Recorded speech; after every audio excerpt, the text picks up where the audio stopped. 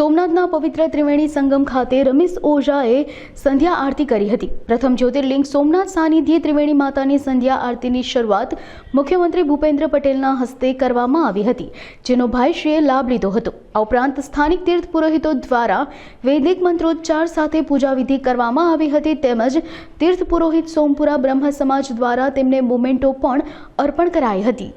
પ્રવાસ ક્ષેત્રમાં ભગવાન સોમનાથના સાનિધ્યમાં ત્રિવેણીના તટે માં સરસ્વતી અને આ ત્રિવેણી તીર્થની આરતીનો ક્રમ શરૂ થયો છે। એ તીર્થને શોભે અને તીર્થ માટે અનિવાર્ય છે એવો ક્રમ છે। આજે અહીંયા તીર્થનું પૂજન કરી અને આ આરતી કરી અને બધા જ અહીંયાના અમારા જે સોમપુરા બ્રાહ્મણ સમાજના ભગવાન સોમનાથ દાદાના પૂજનમાં લાગેલા બધા આચાર્યો છે, એમણે પૂજન અને આરતી સંપન્ન કરાવ્યા। ખૂબ આનંદ આવ્યો। મેં મારા પણ જે સજેશન્સ છે થોડા આપ્યા છે। આવનારા દિવસોમાં જ્યારે આપણા માનનીય યશસ્વી પ્રધાનમંત્રીજી સમગ્ર ભારતનો વિકાસ કરી રહ્યા છે અને તીર્થો જે ધામો છે, યાત્રા ધામો, એ બધાનો ખૂબ સરસ રીતે વિકાસ થઈ રહ્યો છે। અલગ અલગ કોરિડોર્સ ઉભા થઈ રહ્યા છે, એના દ્વારા આખી એક ઇકોસિસ્ટમ ઊભી થઈ રહી છે। ત્યારે સોમનાથ ધામનો પણ ખૂબ સરસ રીતે વિકાસ થઈ રહ્યો છે।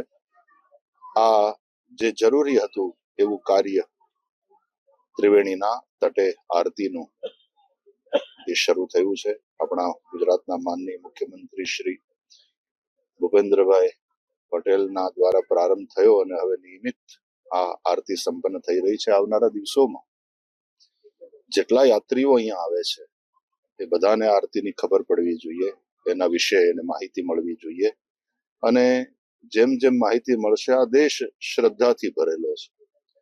ભારતમાં બીજી બધી ભૌતિક સંપત્તિ તો છે જ, હજી ઘણી બધી સંભાવનાઓ છે, પણ શ્રદ્ધા ખૂબ બલવતી છે અને તેથી લોકો એને જોડાવાનું મન થાય।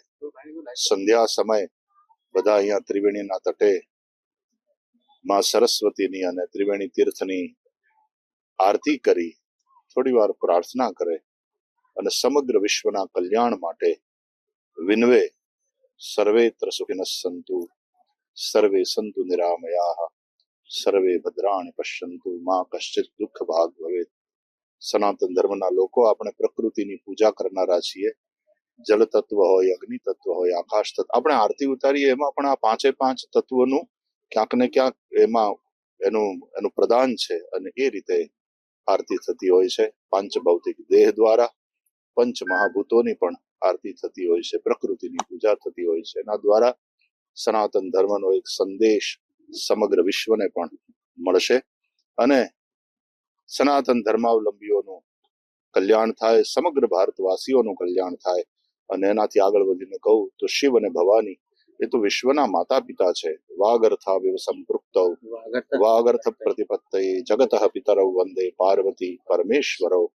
સમગ્ર વિશ્વની માનવતા જ નહીં, સમગ્ર વિશ્વના બધા જીવો એના સંતાન છે, એટલે એ સૌનું શિવ થાય, એ સૌનું કલ્યાણ થાય એવી ભાવના સાથે નમઃ શિવાય ચ નમઃ શિવાય।